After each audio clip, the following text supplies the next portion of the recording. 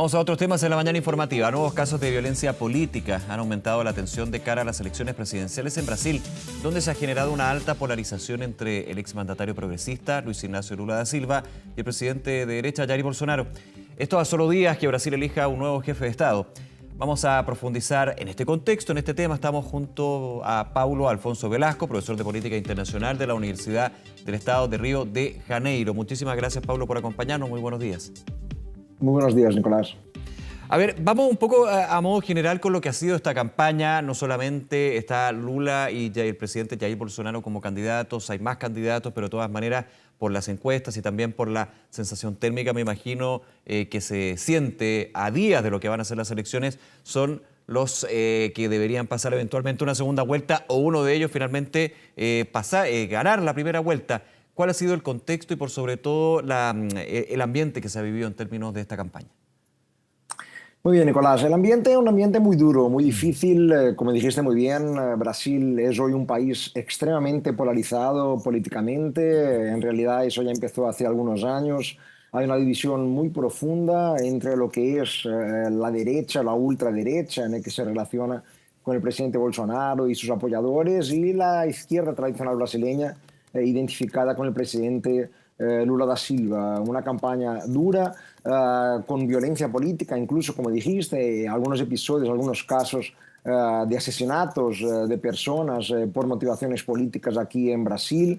Hay que recordar que en el 2018 ya hubo violencia política. El propio candidato, en aquel entonces, Jair Bolsonaro, todavía candidato, sufrió un atentado durante la campaña. Es decir, es un país donde la situación política es bastante complicada ya hace un tiempo. En cuanto directamente a la campaña, podemos decir, claro, que las cosas están muy definidas, por lo menos en estos días, a pocos días de las elecciones, entre los dos candidatos principales, justamente Lula y Jair Bolsonaro. Hay otros candidatos más al centro, de centro derecha o de centro izquierda, pero no parecen tener mucha posibilidad de llegar a una segunda vuelta. Además, claro, lo que ha condicionado mucho la campaña seguramente es la situación económica en Brasil en los últimos años, que no es una situación nada buena. La pandemia del COVID lo complicó todo aún más, y eso pone las cosas muy difíciles para la reelección de Jair Bolsonaro. La gente todavía se acuerda, tiene memoria de lo que fue el gobierno Lula en los años 2000, cuando el país estaba mucho mejor económicamente y la población, la sociedad brasileña, vivía también muchísimo mejor. Por eso el expresidente Lula tiene el liderazgo de la carrera por ahora, con una ventaja bastante importante sobre Jair Bolsonaro. Incluso algunas encuestas, algunos sondeos recientes dicen que podría ganarlo en primera vuelta. En ese sentido, Paulo, han habido acusaciones cruzadas muy intensas, muy profundas y también históricas entre los dos candidatos, en este caso el expresidente Lula da Silva y el actual mandatario Jair Bolsonaro, principalmente en lo que se ha hecho, en lo que se hizo y lo que se podría hacer. En ese sentido, eso va intensificando lo que es la polarización, porque finalmente alguien que votaría por Bolsonaro no votaría por Lula y quien votaría por Lula no votaría por Jair Bolsonaro. Pero igualmente las encuestas le dan una ventaja en este ambiente polarizado al expresidente de Brasil. Sí, sí, exactamente.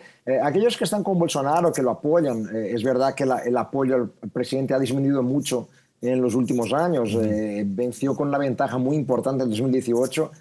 Y ya una parte de aquellos que votaron por él ya no están más a su lado, ahora prefieren otros candidatos, incluso candidatos alternativos. No significa que votarán por Lula, pero ya no se fían más en el presidente Bolsonaro.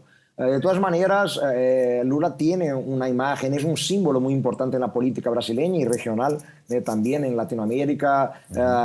Es un líder político hace 40 años, empezó su carrera política como sindicalista en los años 80 en San Pablo, y en efecto durante los dos mandatos en que fue presidente de Brasil, pues el país creció muchísimo y nos desarrollamos bastante por aquí, lo que hace con que todos todavía tengan memoria, todavía se acuerden de lo que fue el gobierno Lula, y por eso tenga un apoyo tan expresivo en un momento en que el país vive una dificultad socioeconómica importante y muestra una polarización política muy aguda, muy preocupante, que seguramente va a condicionar también quién sea el elegido presidente el día de domingo o eventualmente en segunda vuelta, porque uno de los retos más importantes del futuro presidente aquí en Brasil será intentar promover algún tipo de unidad nacional, porque es todo lo que no tenemos, y para gobernar para el país de manera más fiable, digamos, y responsable, es importante buscar algún tipo de unidad con aquellos que están del otro lado, pero será algo muy, muy complicado porque hay un radicalismo, un extremismo muy grande, sobre todo de la ultraderecha o la extrema derecha que está con el presidente Jair Bolsonaro. Ahora, ¿cómo podría actuar aquí? Porque yo decía, quien vota por uno no, es imposible que vote por otro, digamos, uno entrando en lo que puede ser la definición ante la urna. Pero ¿cómo podría manifestarse también el voto anti-Lula o anti-Bolsonaro, que también es un elemento que resuena o se ve con más fuerza cuando justamente hay un ambiente electoral polarizado, ¿no?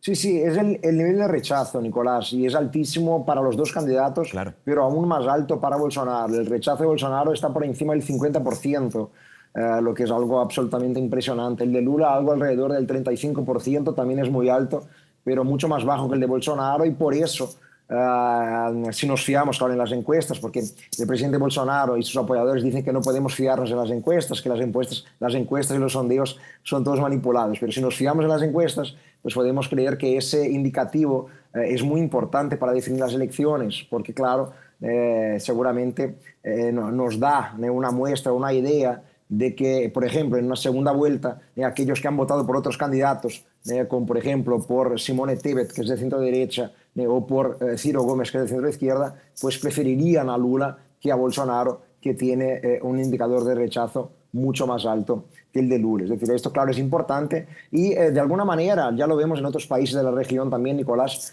pero es una demostración de cómo en parte la población brasileña está de alguna manera desencantada con la política en general. Es decir, con un nivel de rechazo tan grande para los dos principales candidatos, eso es un indicativo muy claro, muy explícito de que no nos fiamos mucho en la política o en los políticos tradicionales, en aquellos que ya han estado en el poder, lo que incluso puede también ser un reto enorme para quien gane las elecciones y sea el presidente a partir de enero. Hay un problema con la política, con los Claro. políticos, por lo menos de 10 años para acá ya es un indicativo muy fuerte aquí en Brasil. Pablo Alfonso, lo comentábamos desde lo que es la mirada también a la política en general en Brasil, pero con estos dos candidatos que son los más fuertes en estas elecciones, con acusaciones cruzadas, uno contra otro. Ahora, igualmente siempre hay temas que van marcando una campaña electoral. ¿Cuáles son estos y finalmente lo que ha resonado dentro de los discursos, no solamente de Lula y de Bolsonaro, sino del resto de los políticos, de los candidatos que están actualmente en carrera? Bueno, algunos temas importantes que hemos oído, hemos visto en esta campaña. Uno de los temas, claro, siempre más destacados es la cuestión de la corrupción y es un tema permanente en Brasil y en buena parte de la región latinoamericana, pero claro, los candidatos de oposición a Lula, sobre todo Bolsonaro, pues tocan mucho siempre en este tema porque, claro, el Partido de los Trabajadores, el Partido de Lula, se vio involucrado en algunos escándalos de corrupción en la década pasada, que incluso culminaron en el impeachment de la presidenta Dilma Rousseff, que era justamente el partido de Lula, del Partido de los Trabajadores. Entonces, el tema de la corrupción es un tema siempre permanente en Brasil y fue uno de los temas más destacados por los candidatos y ese es un asunto, claro, que también tendremos que enfrentar de manera muy importante en los próximos años, a ver si conseguimos de alguna forma librarnos de la amenaza casi permanente de escándalos de corrupción en el país, algo que siempre pone dificultades para un avance mejor en términos de desarrollo social y económico. Otro punto, claro, muy importante también es cómo conseguir recuperar un crecimiento económico sostenible en los próximos años después de lo que ha significado prácticamente una década perdida en Brasil en términos de crecimiento del Producto Interno Bruto, en términos de crecimiento económico y social también. Claro, todo perjudicado aún más por el COVID, por la pandemia, pero es algo claro que tiene que llevarse en consideración y también estuvo presente durante la campaña las estrategias de los distintos candidatos para hacer con que el país vuelva a crecer de manera sostenible. Y el tercer punto, claro, enfrentar el avance de la pobreza y del hambre en Brasil. Los indicadores sociales han empeorado muchísimo a lo largo de esta década perdida, Nicolás, y este es un punto muy positivo en favor de Lula porque durante su gobierno, reitero, Brasil mejoró mucho en términos económicos, pero también sociales, con una caída muy, muy importante en los indicadores de pobreza y de hambre en el país. Y esto todo volvió a crecer muchísimo a lo largo de los últimos 10 años. y claro, es un desafío enorme para una parte significativa de la población brasileña. Y Lula dice que él, mejor que nadie, sabe cómo hacerlo otra vez para que el país vuelva a crecer con más igualdad y con mejora también en los indicadores sociales. Es clave esto de la década perdida que tú nos mencionas, Pablo Alfonso, porque finalmente es el gran desafío quien llegue justamente a ser el nuevo presidente de Brasil. En ese sentido, durante la campaña, Lula, el presidente Bolsonaro, ¿cómo abordan lo que es? Y se analizan esto de la década perdida también, porque aquí, obviamente, desde quien actualmente es mandatario, cuando asume esto, finalmente asume también que no ha podido abordarla o combatirla, y también de quien fue su minuto podría de alguna manera generar esa sensación de que tiene responsabilidad justamente en esto, ¿no? ¿Cómo también se ha puesto en términos de, más allá de la promesa de campaña de los dos, de abordar este contexto histórico a finalmente solucionar los problemas? Pues muy bien, pues el tema del desarrollo y de conseguir otra vez un crecimiento en Brasil ha sido un tema importante, pero ninguno de los dos candidatos principales, ni Lula ni Bolsonaro, han dejado claro cómo Ya. lo van a hacer. Es decir, las estrategias, las ideas no han sido muy claras. Lula simplemente dice, yo sé hacerlo porque ya lo he hecho en el pasado, y Brasil creció mucho conmigo, voten por mí. Pero no hay un plan económico claro en la campaña de Lula da Silva, no ha dicho cómo pretende conseguir este objetivo de alcanzar un crecimiento sostenible con indicadores sociales mejores.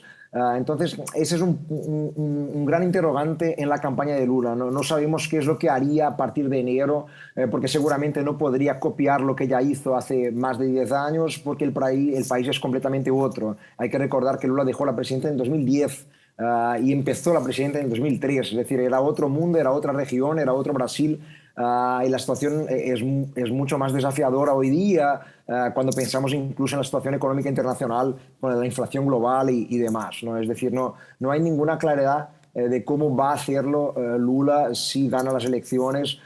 Y ha sido muy criticado por eso, porque él dice que sabe hacerlo, pero no nos da ningún indicativo de cómo lo va a hacer. Y la gente no parece importarse mucho con eso, porque la idea es votar a alguien diferente del que está en el poder, porque Brasil ha sido un desastre completo en los últimos 4 años.